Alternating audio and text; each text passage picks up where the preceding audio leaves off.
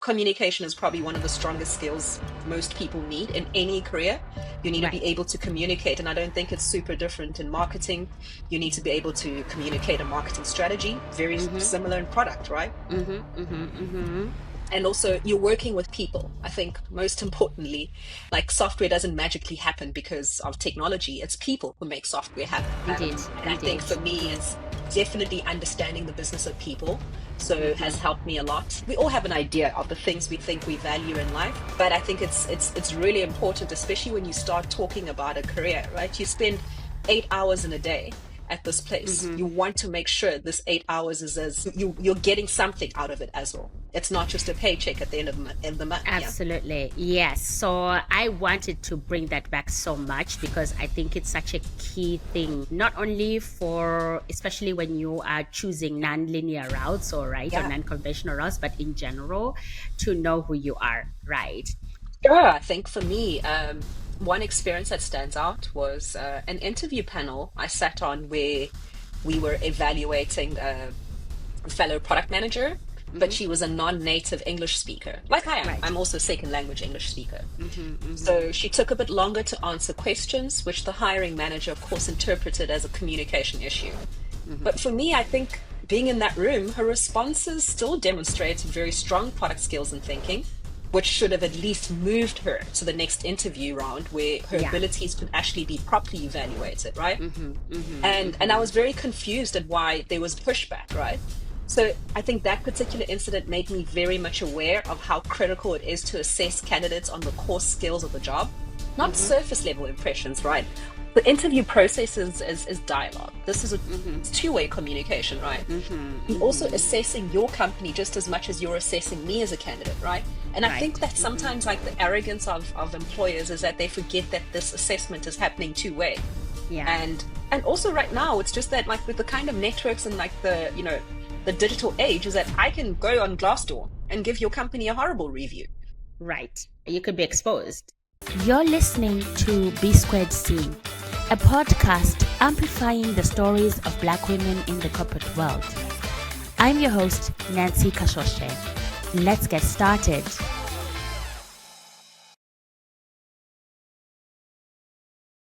Kolisa. Nancy, so good to see you. My God, second time is a charm, right? Man, like it doesn't feel like it was only a couple of months ago when we had this chat. It's, Yeah. it just feels like the other day, and it's been You a whole 10 know, months. 2024 it has simultaneously flown by and also been slow at some moments, right?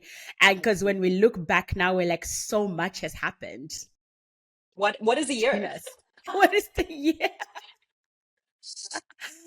Well, Kolisa, welcome back to the podcast. Oh, I'm so happy to be here. This is one of my favorite podcasts, and of course, like I think the last couple of episodes we're going to be talking about as well. It's just Yeah. it's for me. It's always like, how the hell do you know all these people, Nancy? Well, first off, you're in good company, okay? You're in good company when you're on this podcast. And I think it has been doing exactly what we set it out to do, right? I mean, for me, very selfishly, it has helped me meet incredible people like you Yeah, and the three women that we're going to be talking about today, right? yeah, yeah. And then definitely the message of us seeing each other. Like, Mm. I think every day I walk onto the campus of my company and I'm the only one of me, right? Yeah. Yeah. Oh, join the club, join the club. Something we could definitely can relate to on the side. Yes. Yeah. Yeah. Which is why this space is so important. But thank you for accepting our invitation to come back to the pod. First of all, I want to say that your lipstick is a banging. Thank you muchly. Yeah, it doesn't it's always like a weird thing because I don't really Yeah. like makeup. So it always feels like when I put it on, I'm like, oh, why don't you do this more often? So you always do that bold lip. There are a couple of people who inspire me on this. Do you know Lavi Ajayi? I do. You know, she also is a signature She lip rock person, she right? rocks it so She much. rocks that red. I'm like, ladies, I want to be in your ranks. Like, how do I get in your ranks? You're like, I want the exact shade. Send me the exact shade. I want it now. Yeah, but actually, you're right. You're right. She has a signature lip, and it's She has. Yeah, yeah, yeah, yeah, yeah. She does. And there's someone else who's in my head right now that I will remember at some point while we're talking. In fact, I'll send her Instagram page to you afterwards because please, she also please. like has a signature red. And I think this is a thing. I think Black women also just rock It that pops. The red, red just pops. The red pops. right? It works for us. Yeah. Yes, I love it. Well, so it has been 10 months since we had you here on the pod talking about your journey moving to the Yeah. Netherlands. And yeah, I mean, gems were dropped back then, right? Yeah, it feels like in between all of that, so much has happened. Like, you know, Indeed.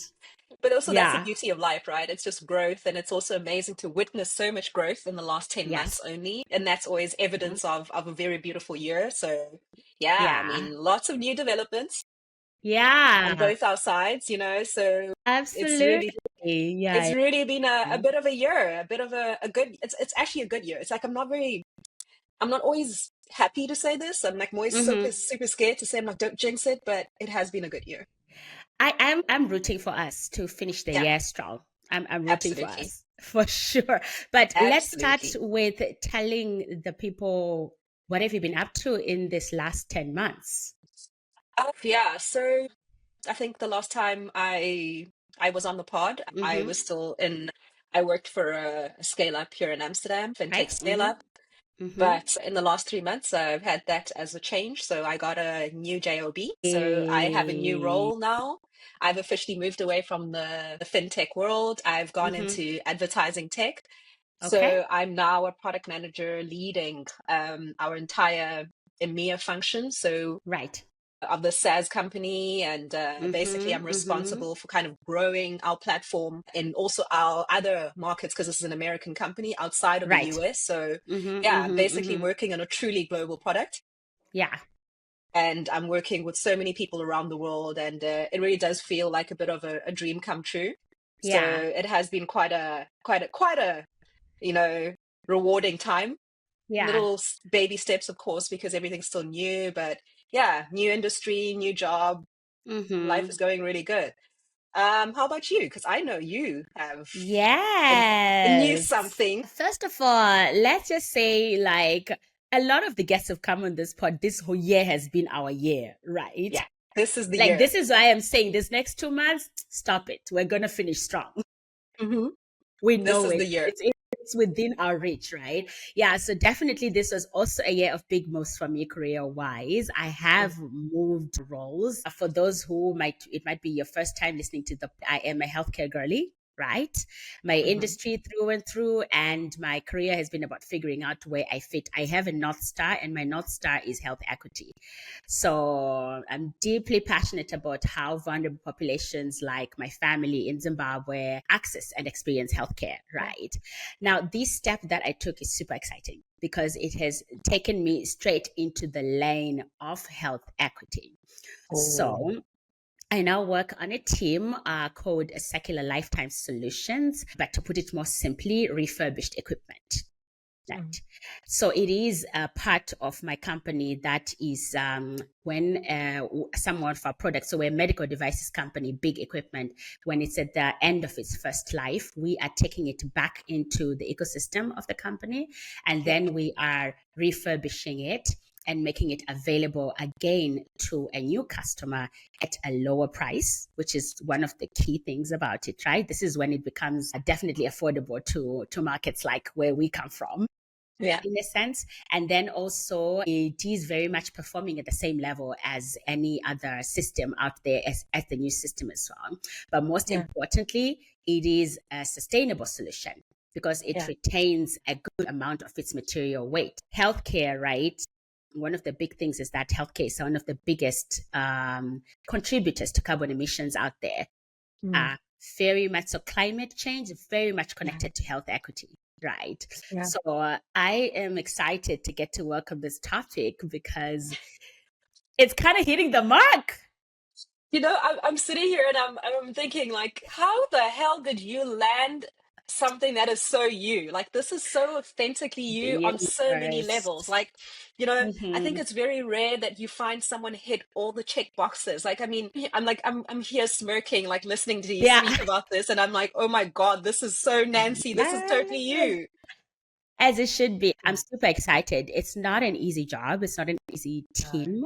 The things they're trying to drive are not easy, right? No, these are like big things that you guys are trying to do here. Like you basically are changing the way people have done things for a while. So Absolutely lovely. amazing. Yeah. Congratulations again, Nancy. I can't Thank think you, of anyone more girl. deserving for this new step. And Yeah. also, just I know you're going to be amazing at it, like you've been at all your other roles. And Yeah. you know, I want you to continue sharing the story because I think Yeah. we all look up to you. We look up to the work that you do, and we also love the passion Stop. that you have for the work that you do. So Mm. yeah, so please keep on doing it. We are proud of you. We love seeing you soar. So let's begin with talking about Ashley's episode. Kolisa, what did you Mm. think of Ashley's story? Firstly, I think maybe it's really important to say I cannot believe how young Ashley is. Yeah. I All was right. doing the math in my head, and I was like, Yeah. "You graduated in 2019. That's like, you know, we talk about BC and Yeah. AC because before Corona and after Corona, and I'm like, oh my Yes. God, Ashley graduated just before Corona. Yesterday, like So yesterday. that's so wild. And also, she's super accomplished for someone so young, and she's so eloquent as well. I love the way that she's just, you know, she owns her truth, and also she's wise Yeah. beyond her years. Like, this for me is super wild that someone could be able to come to conclusions like that at such a young age. I was really, really, I really felt like I learned a lot. I think I love listening to things that challenge me. And also I think she challenged a couple Yes. of opinions I thought I had. And I think Mm-hmm. for Mm-hmm. me, so just I mean, in a nutshell, I think the mentoring theme as a whole, it Yeah. definitely resonates with me. I mean, I thought, though I see it as something broader than just formal mentorship. So, Yeah. for example, in my career, I've leaned more on sponsors. So, these are Mm-hmm. bosses and Mm-hmm. senior colleagues who advocated for me and helped accelerate my career by using their influence to support my growth. Yeah. So, that sponsorship always played a huge role in my development. But listening to Ashley, I realized that in hindsight, you know, mentorship is not binary. It comes in so No. many different forms and shapes. You know, for example, in the way that she had her family friends advise her on the engineering courses that she wanted to Yeah. do. So I thought that that was a very, like, it also kind of gave me like a little bit of a, hey, I mean, I never considered myself someone who's, you know, who's a firm believer in mentoring because I always had the lens of Y- sponsorship, right? Right. But like Mm-hmm. Mm-hmm. listening Mm-hmm. to Ashley, I'm like, actually, you know, it reminded me of a story I had with my grandmother, like when I was 12 years old. She just sat me down after summer school holidays and she was like, you know what, today we're going to work on your goals. Like, what do you want to achieve this year? Yeah. and Yeah. and Yeah. listening to that I was like, oh my God, okay. But in that little way she was starting to plant the seed of anything you want in life needs to be worked Right. towards, right? So idea of setting goals. So Yeah. mentors inspire and so many things, right, in everything that you just shared. So to begin Yeah. with, mentoring comes in many forms. To just capture So that last different. bit, Yeah. it comes in many forms, right? So Ashley had family friends who were advising her Yeah. on what she wanted to do. And you may not even have called your grandma a mentor, No, I would neither never did have thought. she. You know what? Before she'd said it, I was like, I would never really have considered her like Yeah. that. You know, Yeah. maybe a bit of a role model, but I would never have considered her a mentor. But Yeah. she So had like so mentoring traits she was instilling in me at that young age. absolutely, right. And asking you questions, thought Mm, provoking questions. That's what mentors do, right?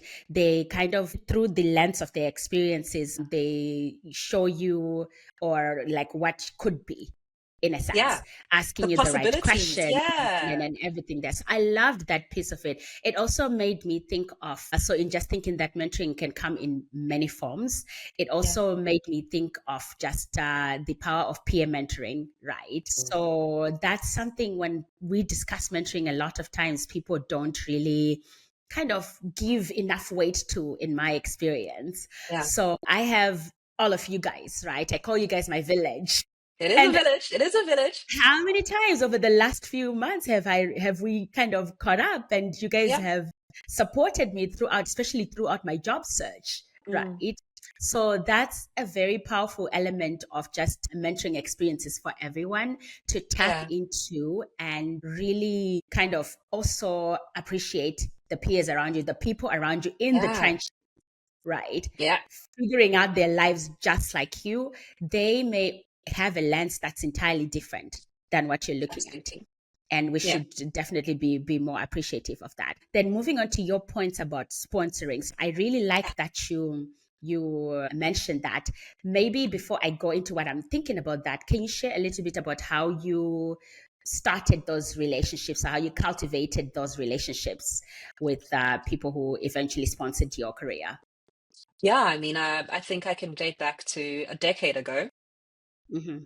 my first formal job, and I guess in that particular role, I mean, I worked in a brand marketing team, but Mm-hmm. I worked with a very senior resource. Like, she was a senior marketing manager, and she was stuck with this 24-year-old she didn't know what to do with. And Right. and I think she gave me a particular opportunity where I was allowed to ask a lot of questions. And because she also didn't really know how to use my skill set, I got to, put my hand up a lot more of the time to say, hey, I'd like to do Mm-hmm. this.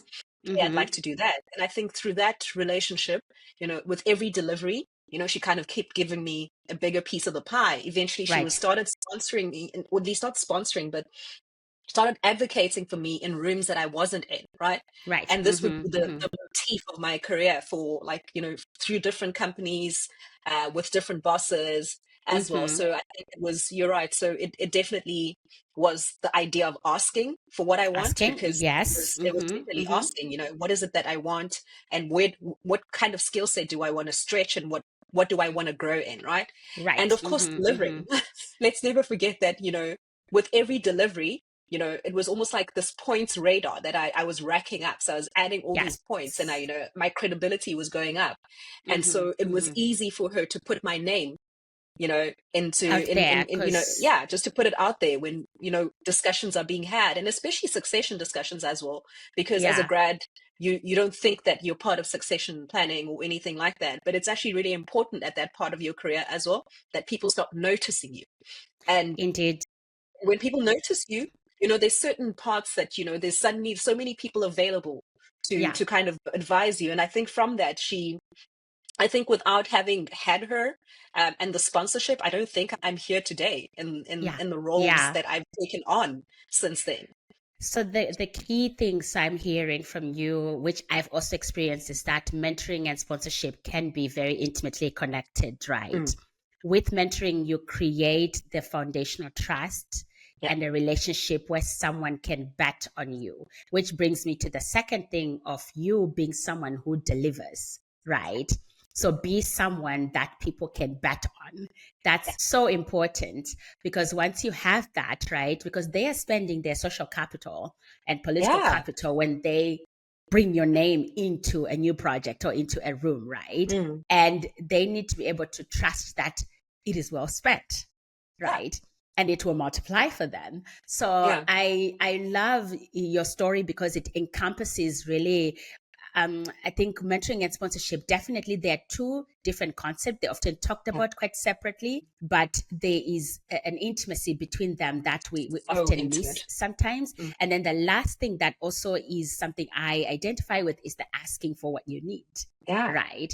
So you need to be that's clear. also Mm, super important. So your mentors can then definitely be those people who go and advocate for you, because yeah, one, they trust that you can yeah, deliver.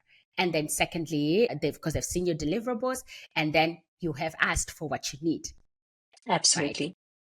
So I think for everybody out there listening, it's just you can rethink the relationships that you are building around you, right? Yeah. And have them have multiple purposes for Mm, you. I think they can serve multiple purposes. That's something you can definitely aspire to. It can, yeah, it can just grow from there. yeah. I also Yeah. was thinking of something, like those, you Mm-hmm. speak about mentors, and I think the trust thing, you touched on the word trust. And I think, Mm-hmm. you don't think of those people are character references in essence. So they're Mm-hmm. character Mm-hmm. references of your character in the sense that they've worked with you. They Yeah. are willing to go to bat for you. So they're saying, okay, Mm-hmm. cool. I'm going to support Nancy because Nancy has done XYZ. There are actual tangible things that Nancy has delivered. Nancy, Right. and from a mentor perspective, it's Nancy has been an accountable person in terms of the things we've set out to do, right? From a Yeah. sponsorship person, Nancy has delivered on the things we agreed on. So I think that trust thing is definitely that something that extends further than your career. Yeah. It's the actual Yeah. definition of character. So you need character references in any part of your life. So it's not just Yeah. your career. Mm. You know what strikes me now that you're talking about that is just thinking how this upcoming generation treats that topic, right? Yeah. Do you have any Gen Zers in your team, on your company, or I around work with a you? lot of Gen Zers now. Okay, okay. I, Okay, I'm made to feel super old. So, I've had this happen in the strangest way. mm, A couple of years ago, I had a friend's sister reach out to me, and she obviously comes and she has a marketing degree, and she wasn't sure what she wanted to do with this degree, right? mm-hmm, So she's mm-hmm, now early career candidate, and she's figuring out what her next move is going to be. mm-hmm, I mm-hmm. think because her brother and I are really good friends, so he was like, listen, there's someone who completely like changed her career from what she initially had studied, and what Yeah, it became is something really beautiful. So if you want to chat to her, right? So we start chatting, and then like I sort of just tell my story, and I also tell her the things that worked for me, the things that didn't work for me, and also just in mm-hmm, term, I mm-hmm. think the biggest thing I kind of said to her is that she really needs to be super clear on what it is that she wants, and like what the Right. picture looks like, right? And I Mm-hmm, guess this mm-hmm. first conversation was 4 years ago. So a couple of months ago, she came to me and she's like, you know what, listen, the last 3 years have really been amazing. It's now I've taken all your advice. I've done so well. I've gotten promotions in these 3 years, but now as I'm about to start my next career journey, I thought it would be time for me to check in. Yeah, yeah. And she's like, okay, cool. So this is what I want now. I'm super clear on this. I'm not sure this particular thing works for me. And I said to her, because one of the biggest things in your early career is that you need to be a sponge. Mm-hmm, Try and mm-hmm. soak in as much as possible so that you can figure out where exactly you want to end up, right? And Yeah. that's not Mm-hmm, something mm-hmm. you figure out in like the first 5 years of your career. Yeah. And the thing that struck me about that is that it only dawned on me like recently that the kind of conversation we were having is no different to a mentor-mentee relationship, right? And it's something that Mm-hmm. I never thought I'd ever find myself in. Yeah. Is I'm very much like I'm a very tunnel vision type of person. I like to work on Yes. my own, and I have very much a very heightened sense of belief in myself. Right. um, Mm-hmm, and and mm-hmm, and mm-hmm. because of that, I've always felt that a shortcoming I probably have is that I wouldn't want to lead teams, for example. And Mm-hmm, now this is mm-hmm. like one of like a second incident where someone this organically happened, and I actually enjoyed the process, right? And I mean, if I talk about the second process without going on for too long, is that at work, I mean, I kind of took also a Gen Z Mm-hmm, co-worker mm-hmm. under my wing, and we had the time of our lives, and it felt like it was so easy. And then in contrast, the conversation we were having a couple of months ago about my being an Yeah. individual contributor, um, I realized that people management is probably the thing I don't like, but I don't think I'm against the mentorship of junior employees, because Yeah.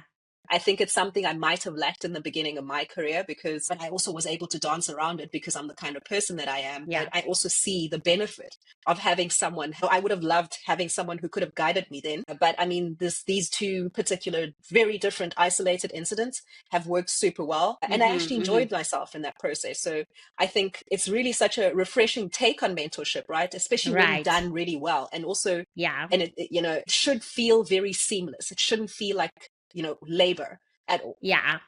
So that's the other thing, right? The start of the relationship can just be asking, Yeah, you know. Well, yeah. I am very proud that you're passing on your incredible experiences to the next generation, Look, right? look at all of us growing up. I mean, did we know that we could be this? Did You we ever know? know?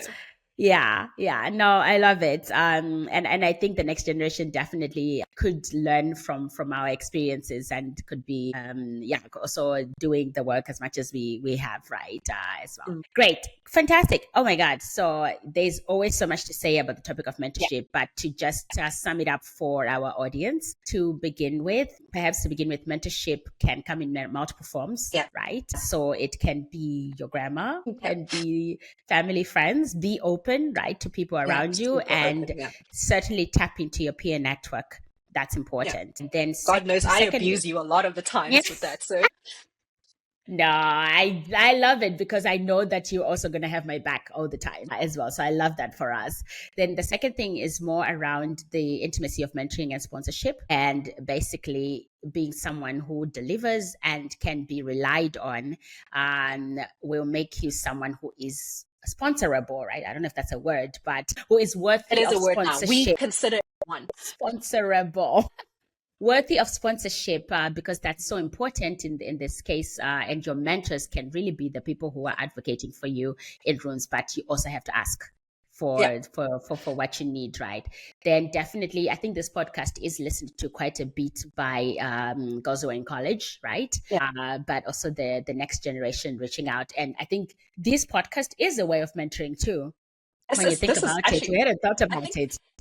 I Yeah, don't think there's a bigger form of mentorship because yeah, I think this is literally like your gift to the world, Nancy. Like this is for indeed. me amazing. The number of people like I listen to, like I still go back to Katikana's episode and I'm like, oh my Yeah. God, how is it that Yes, you this need amazing woman is in my inspiration, network? Like I know this woman personally. right? You know, Mm-hmm, for all the mm-hmm. gems that she drops in there, and you know, not unique to just her. It could be a Ratide, it could Yeah, be, you know, a lot of other people you've and guests you've interviewed here because there's yeah. always something to learn. Like, I mean, I'm here There's sitting always like, you something to know, learn. Mm-hmm. marveling at how much Ashley taught us in like Yeah, just an hour.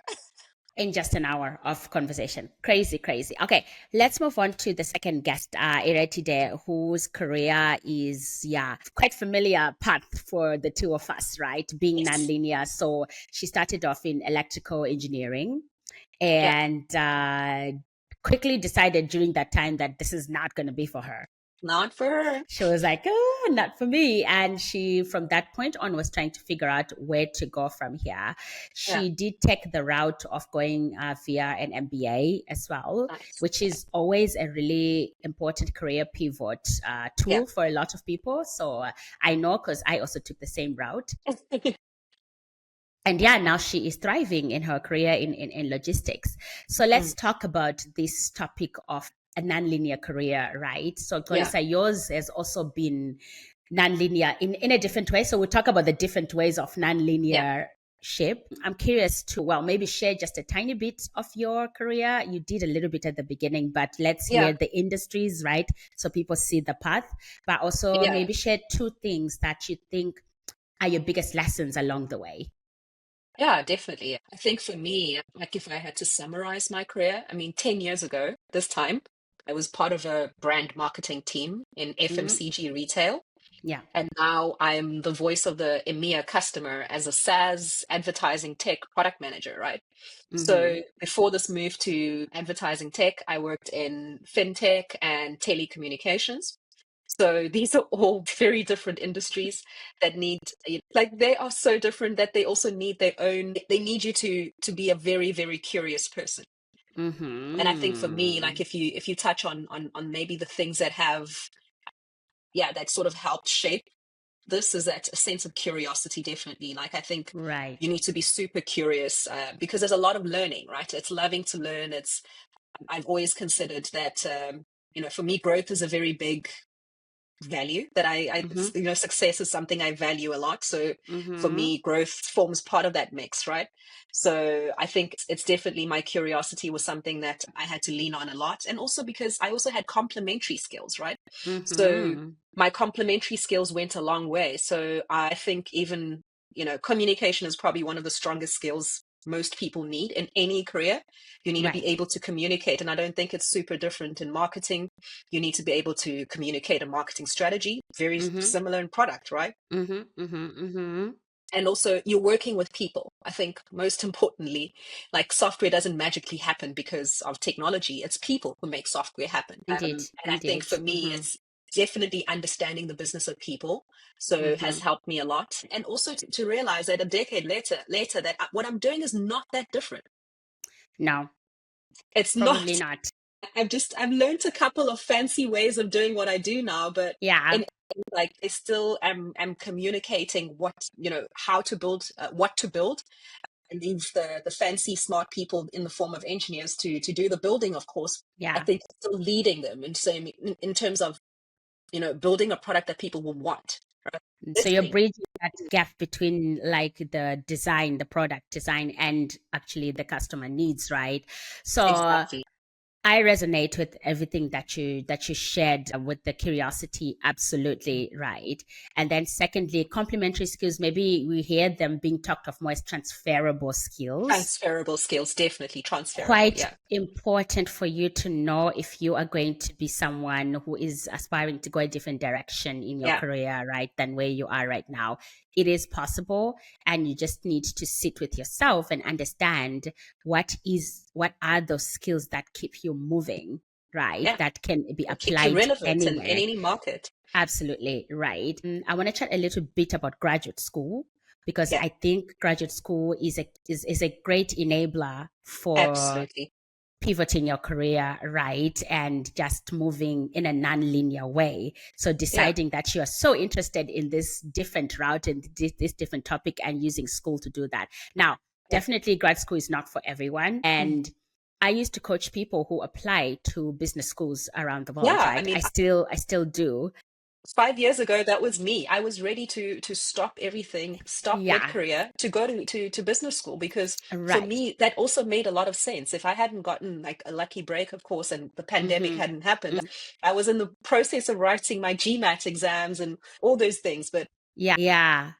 then the pandemic kind of like stopped a lot of those plans. But I think for me, if I would get an opportunity like that again, I would do it without a blink. Like So I that's another honestly think, thing. You found another way to still yeah, find, like, you got the break that you needed to go yeah, to continue your nonlinear route, right? yeah, But I think grad school should also be a very thoughtful decision because absolutely. it's your time, it's money, it's things that you're going to actually spend to be able to do that. Yeah. Ireti there, definitely that's part of her journey, and so is mine. Mm. But you can still sit with yourself and where you're at and find a way to keep moving, right? Yeah. Anyway, one more thing that I'm gonna pull actually from our episode, from the Oh, conversation we had with you, is the topic of values, oh, because I remember it being so key to how you were navigating your career. So, can you talk a little bit about how that has helped you uh, stay grounded in your career moves in different industries?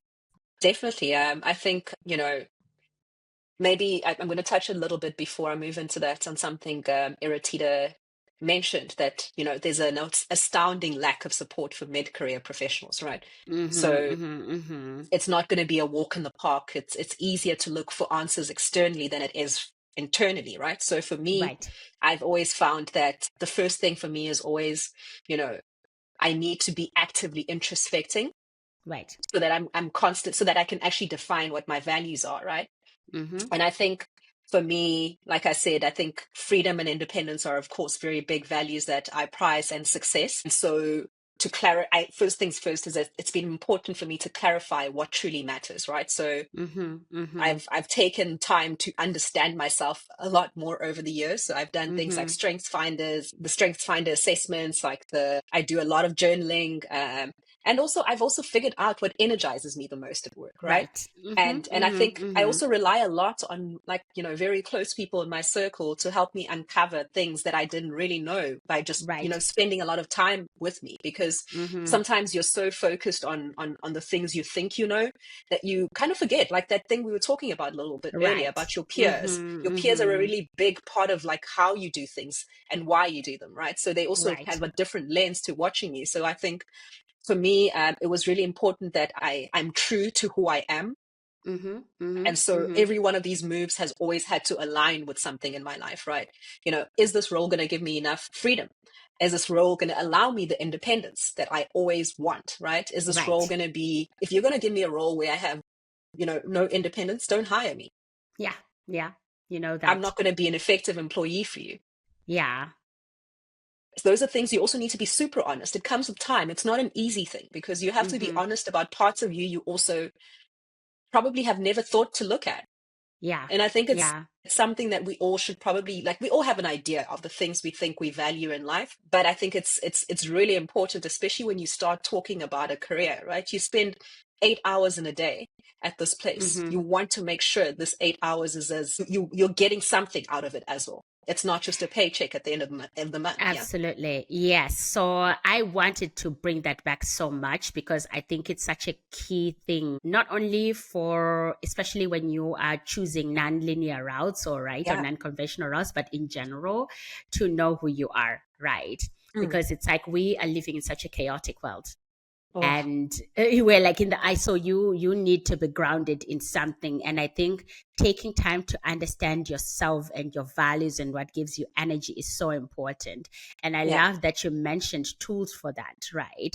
So Mm. from things like Strength Finder, from Yeah. personality tests themselves are very Yeah. telling, right? And Super. also utilizing coaches along the way in your The journey, coaches. Yeah. that's quite important because you understand who you are. It means it also helps you make the right choices for you or the right Yes. steps for where you want to go. So I absolutely resonate with that as well. For me, this journey has sort of become, well, I frame it now as like a purpose journey, right? Because I definitely, it became very clear to me at some point when I did enough introspection that like whatever I've done, it's really been about thinking about how to make the world a more fair place.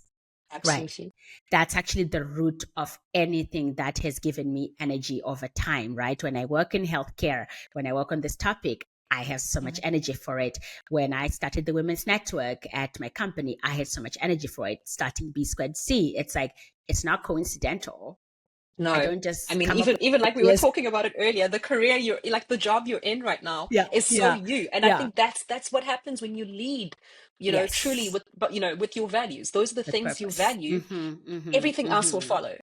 That's what, Everything else will follow. So definitely encouraging everyone out there to go out there and spend time understanding who you are. But I also give a quick shout out to therapy. Definitely has been quite a presence shout and a out to tool therapy. continuing to help me understand who I am and who Tough, you. tough times, We've been through it. We've been through it. But here but we really are. like shout out to therapy. I honestly, Yeah. if ever anyone gets the shot to, and I know it's of course an expensive exercise, but Mm-hmm. where you have the opportunity to, please. It Yeah. is very Definitely. painful, but super eye-opening. Yeah, it would be. It would be, and you have to be committed to the learning Oh, journey, right? And oh, to and a the lot of journey of unlearning. growth. There's a lot of unlearning you do. Yes, indeed. Indeed. Mm, Yes, love it. Okay, so just to wrap up that section, Ira, today's episode inspired us to think about how, like, what tools can you take with you? What are the learnings from yeah. our own journeys of a nonlinear career, right? Mm, So, curiosity, definitely yeah. big driver for both of us. And I think for everyone out there to cultivate that in yourself. I Yes. think for me, I read a lot. I listen to different Yeah. podcasts. I am constantly absorbing You're a sponge, information. Nancy. I am. You're like an information sponge. Like, I love that about Indeed. you. Yeah, yeah, yeah. Which actually made me really good at my last job where I had to know the whole portfolio of the company and Yeah. actually trends in healthcare. And I'm like, this I can do because I just do it for fun. Anyways. I nerd out for fun. So curiosity. Then secondly, know your transferable skills, your complementary skills. Yeah. Know them because they are also what unlocks what your next Yeah. opportunities will look like. And then definitely grad school is a Yeah. fantastic Grad way school. Grad school. Yeah. of pivoting and driving your career in a different direction than you had been Absolutely. going as well. And then And also just for the lastly, network it exposes you to, I think, as well. Like, I mean, I absolutely, think that for me was the particular thing that drew me to it, right? Was I saw yeah. so many people around me benefit. Like, people who do MBAs always have these extensive networks, and they also meet people that are Yes. completely different to who they are. It reminds me of something because there's a training that's being promoted all over at work right now, and it's called like MBA in 1 day, right? Ooh. And I'm just like, really? Are we saying this? Are you sure about that one? A lot of people have already signed up, I'm sure, but Mm. it's fascinating to me because I think definitely my MBA experience was more than just the classes, right? In No, fact, the it was classes bigger were than like the that. smallest part of So the that's experience. for me, Nancy. I Yeah. spent a year researching like MBA programs around the world, and like I was going on like these road shows, like these MBA road shows that like business schools Yes. normally take around the country and Mm-hmm. stuff. Mm-hmm. And I Mm-hmm. was going to a lot of those, and I think even that your MBA experience is just so much bigger than just it's bigger than just the studies, like your Yes. thesis and anything like that. You know, Yeah. it's also just, you know, the amount of involvement you have in daily student life extends further for your career. I'm pretty sure you've kept in touch with so Absolutely. many people from that time. Yeah. Mm-hmm. And Mm-hmm. also like a lot of the skill set, like especially to be a professional, I think that's, you know, there's a reason they always encourage people to be a little bit older to go do the MBA, because there's a Mm-hmm. maturity that it also brings about you as well. And also you need to be in those kind of rooms. Indeed, indeed. So that's an interesting route to take. Fantastic. Okay, let's jump into the last guest that we are Millie, going to Millie. reflect on, Millie Show. Millie is our chair, so based in the Netherlands right now. And we ended up centering the conversation a lot around her experience of transitioning, right, her career into an international perspective. And Yeah. one of the things that, I mean, if you go back and watch the video, you will see that I was clearly as shocked as everyone else out there. But Millie had a tough time in like finding a job, A job. right? Yeah. And part of it And was also, Millie is yes, skilled. Let's not forget this. Millie is very skilled. She very is a skilled. skilled employee. Absolutely, very, very skilled. But she experienced bias in recruiting, right? Yeah. So I want to say I'm surprised, but are we surprised? are we though? No, not really. Yeah. Not really. Not We when we you have know our it. skin color, you don't get nothing surprises you anymore.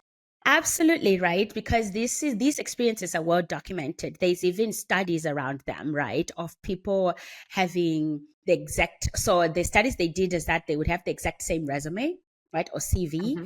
and just change the name from like a like white sounding name and an African American sounding name, right, and the You, response rate would immediately be different.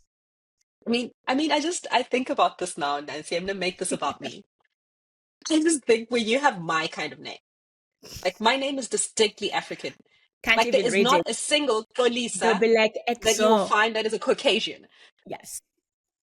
So automatically, that's clear. I'm not going to be a typical candidate in most settings. No, you And are already not. that tells me that this is so flawed. I mean, isn't it disturbing that Millie only got something that bit when she had to change to a last name that is Very disturbing, but also not surprising, not right? surprising? That's my problem. So we know this. I think you and I had a bit of a soft landing We in did. We had a being softer landing. landing in this country already with the So we job, had jobs. Yeah, being you recruited know, jobs already, brought but us over. Yeah.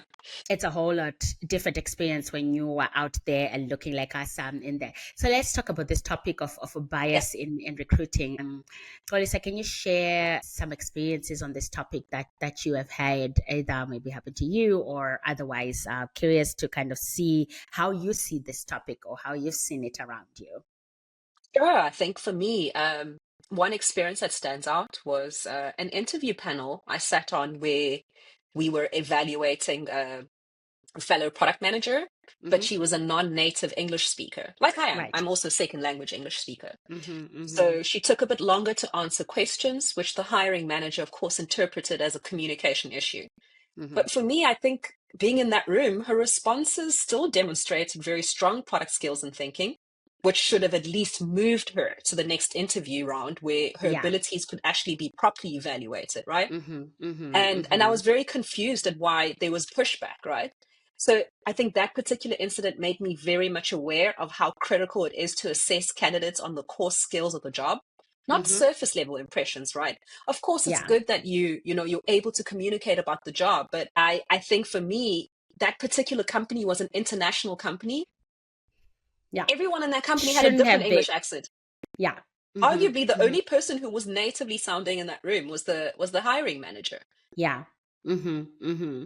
No one else would have been close to that. Like, and I thought it was a very ridiculous ask. And I think candidates should at least be judged. And it's why I think it's important to have Mm-hmm. people that look completely different to, different types of people on that interview Different panel, type of because people at the I table. think Mm-hmm. I was Mm-hmm. able to kind of challenge in that room to say, no, I think there's nothing wrong for taking her to the next round. If she can't communicate in that next round about the things that she will be measured against in her job, then that's a different conversation. But saying I don't Yeah. like the way she sounds when she speaks English, that's Yeah. freaking Yeah. that's horrible. So having diverse interview panels or recruitment Absolutely. panels, super, Yeah. super important, because I'm so glad that you were there on that. Do you have an update on Yeah. this candidate? So I mean, She make she it. went through to I wasn't part of the case study round because I was in the Okay. process Okay. of moving teams, right? So I Mm-hmm. don't think they eventually hired her, but I think just for her to at least be able to make it to that second round, Yeah, I thought it was something I feel super proud about that's to good. have pushed that she makes it, because I said measure her against the job. I'm so glad that you were on that panel, and I think that's so Mm. important, especially for candidates of diverse backgrounds, right? Yeah, To well, to face that to begin with, to yeah, actually see people who are like them, or to have people who advocate for them on yeah, interview panels. So that's one thing that companies can actively do, and look out for when doing recruitment to yeah, begin with, right? For me, then a second thing that comes in is if when we take a step back, even yeah, before you start seeing the candidates at the table, there is this ongoing, well, it's a myth basically, and we yeah. hear it time and again, right? That we can't find the candidates, we can't find Ah, them. Diverse candidates, where are they? We can't find where them. do they hide? Where do they hide? Where are you looking? What are you doing to look Where for them? are you looking, right? So I have definitely seen some flaws in systems around me. I've seen my company, for example, go and recruit at the exact same schools every single time, right? And I'm like, Mm. do you think you're going to get a different result from that? So that's something that I think companies should definitely look into, casting their net much wider, right? Yeah, When definitely. they are doing recruiting. And then what I have loved over the years is a couple of different great organizations that I've come in contact with who are working with diverse professionals and are basically like an easy talent pool source. Right. So talk about OMEC Oh based in man, yeah. Amsterdam, right? OMEC, the brainchild of Shout out to Kimo. Chemo. Shout out to Chemo, right? Like bringing all these bicultural professionals together into one platform, one place. And Yeah, what a great source of talent, right? For companies yeah. out there. And by the time we air this, I would have already attended it, but I'm excited to go and connect with Black in Tech Berlin because a Man, I'm so jealous. Like that wonderful is one of my organization. when you watch people from the sidelines, and even though you're not actively part of this, you're just like, man, Yeah. this is brilliant. Like I really just I love what you're doing, Yeah. and I love watching you grow as well. Yeah, so that's a brilliant organization that's definitely going places. Also, a massive talent pool Yeah. as well. And another one that comes to mind for me is Roots Inspire, also based in Amsterdam. And I love the backstory of it because it's like Sergio, who is of Surinamese descent, started this organization. He was in finance for the longest time, attaining the highest levels of a Mm. professional in that, but still not seeing people who look like him, right? Yeah. So his organization is basically creating a pipeline of professionals for companies to dip into. Yeah. You need to actually have much more diverse and fair processes for them to go through. Yeah. I mean, we could then do a whole podcast around keeping them in the company, but Hmm. at least for the beginning, But we're not going to go there. We're not going to go there. But not that is an today. idea. Not, I mean, there's always so much that we can talk about. But yeah, I think it was so interesting to hear Melissa experiences and reflect on like, Yeah. wow, how can this be I also think different? I got a little sad though, because I was like, man, like this Mm-hmm, is it's quite crazy for me that you could be a very qualified candidate, mm-hmm. and the kind of things that the job market spews back at you is it's a little Yeah, disheartening, right? Like, and I think she absolutely. absolutely, like, she navigated that like the absolute queen she is. And she did very well with that. And I think it's not a thing that most of us would be able to get out of, because it's super disheartening to have, do you know how Yeah, much and it to takes be out of you given to move abroad? a lot, a lot. And then the thing that got me was the non-actionable feedback, Oh, right? You are not a culture fit. what does that even mean, Nancy? Like, for me, it's when you, like, I want Who someone to go back to these knows? companies when you are told you're not a culture fit. I want you to pull up all their values, because all of these companies always have fancy values on their Yes. website. Mm-hmm, Pull them up mm-hmm. and say, which one of these values did I not demonstrate? Yes. Give Because me we all actual know what that is feedback. short code for. Absolutely. When we look like us, we absolutely know what that means, And Yeah. that is just crazy. Say you don't want me. Just say Yeah. you don't want me. That's on Yeah. I that. think find it, I think, like it's something I've always been thinking about is, if a company cannot give you actionable feedback, Mm-hmm. there's a problem with the hiring manager. There's a There's a problem. problem with the person doing the interviewing, because Mm-hmm. you should be Mm-hmm. able to give constructive feedback. Like, in any interview panel I've been part of, like, the recruitment system will come and say, hey, feedback. Mm-hmm. What do you mean? Like, you're not a culture fit? What is it Colleagues about our never gonna culture? accept being told Never. your Like, what vibe is it is about? off. Yeah, your vibes are off. Like, I don't like you. That's what it is. It gives peak I don't like you vibes. So this is then definitely a not to take for hiring managers, right? If you cannot Mm. come up with actionable feedback, check yourself in that moment, because there's Yourself. some bias. Even if I think a lot of people think they are super inclusive and everything like that, but it's good to Yeah. reflect in that moment on that a little bit, right? And Yeah. give candidates actionable feedback. Like, what are we doing here? You Yeah. know. And also, you know what? I think especially if you're also navigating the job market as someone, like, for example, I'm not very familiar with the job market here. All my Mm-hmm. jobs, I will admit, have been jobs that I've gotten like a lot more. I've never had to apply for a job here. Mm-hmm. I've been Mm-hmm. lucky enough to be headhunted, or, move from abroad here. It also leaves me a little sad, because I'm like, well, if I ever have to navigate the job market here, this is what I Yeah. need to think of, right? That there's certain Yeah. types of companies that I have to rule out of my job search, because chances are they cannot accommodate someone like me. Like Millie did. Yeah, Yeah. like Millie did. So that's a very real experience for people of color, unfortunately, a lot of times. And it's a little sad. I Yeah. think the other thing that then comes to mind for me is, I think there's a line somewhere where, do I want to fight my way into this Yeah. space? Is it worth it? Is it worth it, right? And what is it going to be like to be there? Yeah. So I am all for holding companies accountable, definitely, but trust me, when I do ask for that feedback back, I've already made up my mind too. Like, You're on my blacklist. we're not going to be, but I hope to help the next candidate not to Same. experience this, Yeah. as well. So yeah, oh Mm. my God. Sorry. Crazy, crazy I feel a little too times. passionate sometimes about this, because I feel like it's such a, you have one job. I think that as the interview process is dialogue. This is a Mm-hmm. it's two-way communication, right? Mm-hmm. I'm also Mm-hmm. assessing your company just as much as you're assessing me as a candidate, right? And I think Right. that Mm-hmm. sometimes, like, the arrogance of employers is that they forget that this assessment is happening two-way. Yeah. And also right now, it's just that, like, with the kind of networks and, like, the digital age, is that I can go on Glassdoor and give your company a horrible review. Right. You could be exposed.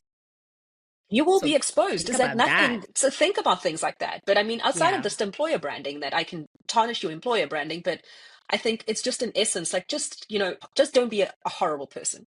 Yeah. Like, I think, It would be it nice. takes a lot for anyone to apply for a job. You apply for jobs you Mm-hmm. think you qualify for. Like, no one, okay, Yeah. outside of men, but no one goes for jobs they don't qualify for. True. True. Most of the time. Most of the time. Yeah, most Uh, most women, especially women of color, will go for jobs they actually do qualify for. Indeed, indeed. Listen, there's Mm, no such thing as being too passionate about something. I think we, never. especially with our backgrounds and Mm, our identities. We should be passionate about this because we would like to have a fair chance, right? Yeah, And agree. work in places that also will embrace us. And I think it's key signals at the beginning of an interview. If a company is like that, it's a red flag. Yeah, It's already a red flag in multiple ways. Girl, yeah. Kolisa, As the always a vibe. I could talk to you for hours. We we I could. could talk to you for hours, honestly. But I mean, like outside of that, I know I always say it to you, but you guys have done such an amazing job with this platform. Like Mm-hmm. every one of the women like I've listened to on this podcast is absolutely amazing. I've always had something to learn, and I'm Yeah, super proud of what you guys have made this platform. Like it's also crazy that you started this like how many episodes ago now? Like it just kind yeah. of feels like you've done what you needed to do, right? We're And it's and continuing that to. work and it's doing it and you're continuing to do it and it's just the work is Mm-hmm. speaking for itself, right? Like there's so many amazing women that we've discovered through this platform and there still will be more, right? That's the There'll be beauty more. of it is that you're still doing a lot of Can't it. wait. So kudos to you. Season Absolutely are 4. proud of the work the two of you are doing. Like season Yeah, 4 is coming. yeah. We're ready for more amazing women, and I mean, yeah, I'm super proud to have been part of this in some small way. So yeah. Not small, Dr. Lisa. Thank you so much for coming on today and Mm, having this chats with me. And thank you for also sharing your story on this mm, podcast. It has definitely added to the tapestry of the rich stories that we are collecting here, right? And yeah, it's really really good to hear updates from you and what you've been up to mm. and where you're going. And we're rooting for you, girl. You know we are, right? Always, Always, always, always. always. All right. Well, thanks again. Thank And you so much. we'll be in touch.